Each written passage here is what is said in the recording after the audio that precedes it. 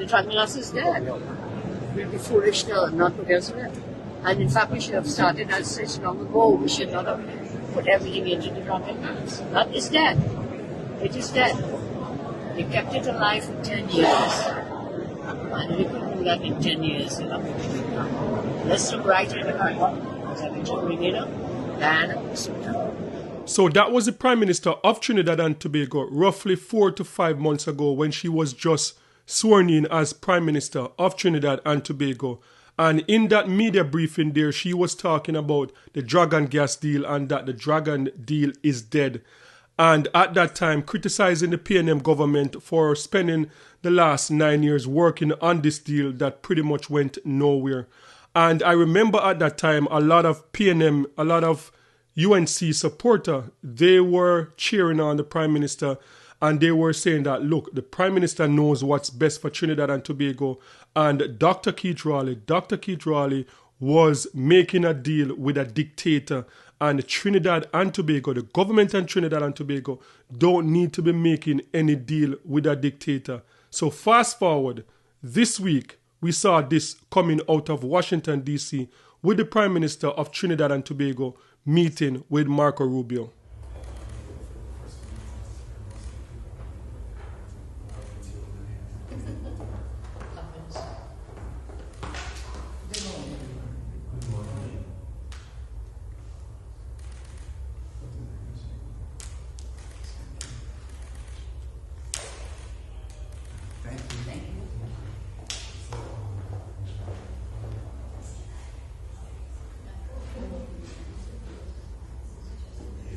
We just had a meeting with Secretary of State, Mr. Rubio. We had some very important discussions for bilateral interests, and more we'll disclose later. We have some good news, so we'll share with you later. We head back now to New York City, and we look forward to returning home tomorrow. Thank you all very much. So I'm sure, like a lot of people, seeing the Prime Minister of Trinidad and Tobago coming out of that meeting with Secretary Marco Rubio and saying that she has some good news to announce for Trinidad and Tobago, people were wondering, what is this good news? Because I'm like, what could this good news be? So now to see, yesterday, the Dragon deal is back on the table. And I'm like, I feel like I'm in the twilight zone. I feel like this is just like a nightmare, like waking up in a nightmare every day with the Trump administration and what they are doing with Trinidad and Tobago. And I would go as far as saying, I believe that the Trump administration is publicly humiliating the Trinidadian government, and I don't know why this government is falling for it.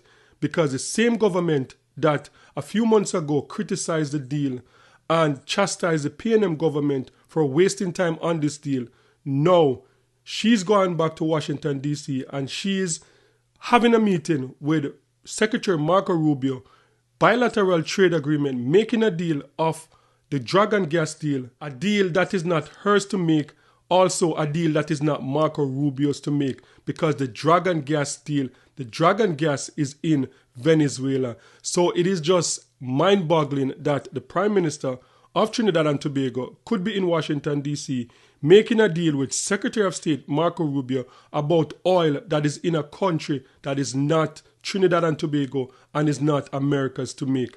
So they are making a deal without any representative from Venezuela being in that meeting, and the Prime Minister of Trinidad and Tobago is selling this to the people of Trinidad and Tobago as some amazing, some good news. We have some good news coming out of this meeting with Secretary of State Marco Rubio. And I'm very happy that this is happening for educational purpose, because for decades we have been talking about this colonial system where they demonize black and brown countries and try to take your resources without giving you anything for it.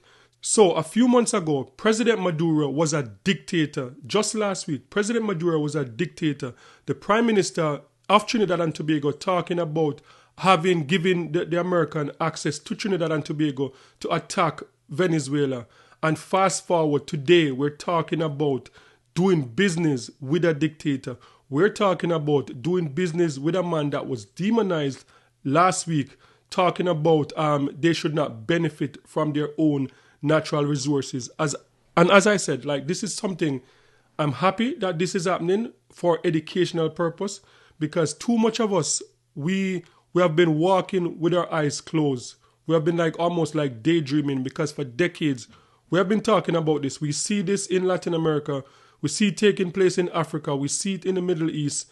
Talk about Africa with the blood diamond situation, where a company outside of Africa is in charge of validating any diamonds coming out of Africa. So for decades we have been talking about it with the whole blood diamond situation, where if you are in any African country that is rich with diamond and gold, and you find diamond in there in your country, your diamond is garbage unless an outside company come and validate that this is diamond.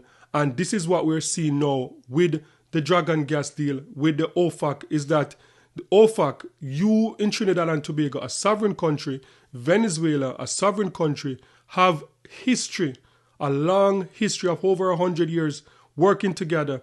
But the OFAC agreement that you cannot sign an independent gas or oil deal with Venezuela unless you get an OFAC license from America. So this is saying that, look, so you are Trinidad and Tobago, sovereign country, Venezuela, sovereign country, but your natural resources is not valuable unless a signature from an American company is on that. And this is what we have seen for decades. And whenever we have the conversation about some of these deals that are made in Africa, and people are talking about African leaders are corrupt and taking away all of the responsibility from the Europeans and from the Americans, no, what I'm happy is that Donald Trump is exposing everything in real time. Donald Trump is exposing everything in real time. So what we are seeing now, Venezuela oil, President Maduro, dictator, unless America signs off on it and said, no, now you can take this dictator oil, but without our permission, you can't take it. So I'm happy to see this is happening, because as I said, a lot of people are just walking with their eyes closed and have no idea what is going on in the world around them. And I've been having this back and forth conversation with a lot of people in Trinidad and Tobago who are saying that, look, Maduro is a dictator. And I'm like, the same Venezuela that Trinidadians have been going to for decades, way before America was in the picture to go and to find good job, that Venezuela. And it's not like it's just President Maduro, like, that's been demonized. The other president before him, President Hugo Chavez, the president before him. So what this is proving in real time, whenever you have natural resources, then if the European countries or America cannot come and take your resources and give you pennies on the dollar for your resources, you automatically become a dictator. So this is what Stuart Young also had a press conference to talk about what this madness that is going on with the UNC government and Marco Rubio and the Trump administration. I'd like to start by saying that any positive development for Trinidad and Tobago, anything that will progress Trinidad and Tobago in the right direction, is something that the PNM will obviously be happy about and encourage. I'm starting with the whole Dragon gas issue and smiling at the irony of what we're dealing with here today. Because to take your minds immediately back to President's house, just a few months ago, after the swearing in of a cabinet, and none other than the Honorable Prime Minister announcing to the world at large, Dragon was dead with glee. Dragon is dead, and that they would pursue gas in Grenada, Guyana, and Suriname, and that is where they would be. We find ourselves right back here today. It is this PNM administration that did the hard work and the legwork from 2016 all the way through to 2025 with respect to the pursuit of the Dragon gas field, which I want to remind Trinidad and Tobago, because it is obvious that the government will mislead you and the government will be akin to snake oil salesmen. The Dragon gas field is completely within the maritime borders of Venezuela. The Dragon gas field is completely owned by the people of Venezuela. And it is the PNM government that negotiated through very difficult and trying times and managed in December 2023, after many years, to obtain a 30-year exploration, production, and export of gas license from the Dragon field to Trinidad and Tobago waters. That license, which was published by the Venezuelan government and gazetted, and it was the same Minister Munilal, then opposition member Munilal, who with glee was circulating it in public. It was published in Spanish in their gazette in Venezuela. Should read the terms of this 30-year license. So the first point is the Dragon gas is owned by Venezuela and the field is completely situated in Venezuela, and they have the rights to the gas and the gas field. That is Venezuela. The second thing is what we saw yesterday and the development between Secretary of State Rubio and Prime Minister and her very large entourage that did not include the Minister of Energy. And the announcement by the Secretary of State is absolutely no different to the conversations that he had with me and the PNM administration when I was Prime Minister. I met with him, as you would recall, in Jamaica.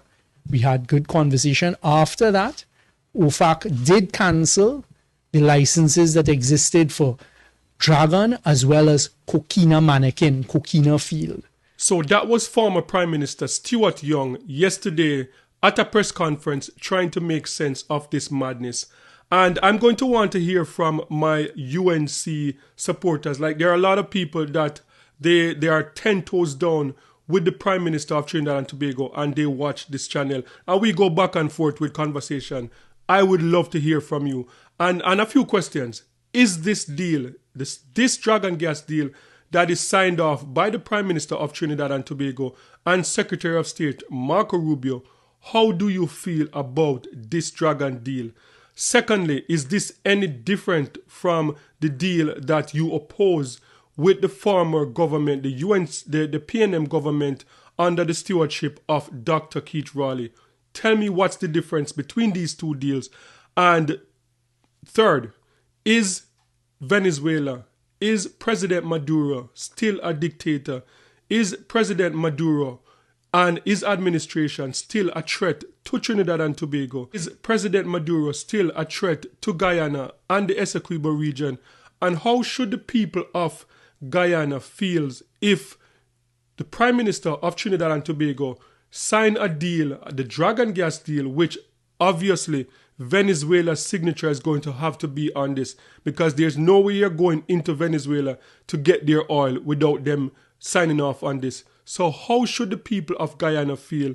Because just a few weeks ago, we were having a conversation that Trinidad and Tobago, they're standing up for their brothers and sisters in Guyana, and they won't allow Venezuela to take advantage of Guyana. So now you're doing business with the enemies of Guyana. How should Guyanese feel about this? Just a few questions I want to ask. So sound off in the comment section and give me your answers for those. And guys, I look forward to continuing on this. I think that this is just the beginning. Personally, I don't think there's going to be a Dragon gas deal, because I don't see President Maduro signing off on this deal when there's Russia and China that can take the oil from Venezuela. But that is just my personal feeling. I don't think this is going to go through, but we will see. So guys, sound off in the comment section, and don't forget to like, share, and subscribe for more amazing content. And remember, peace. I'm out.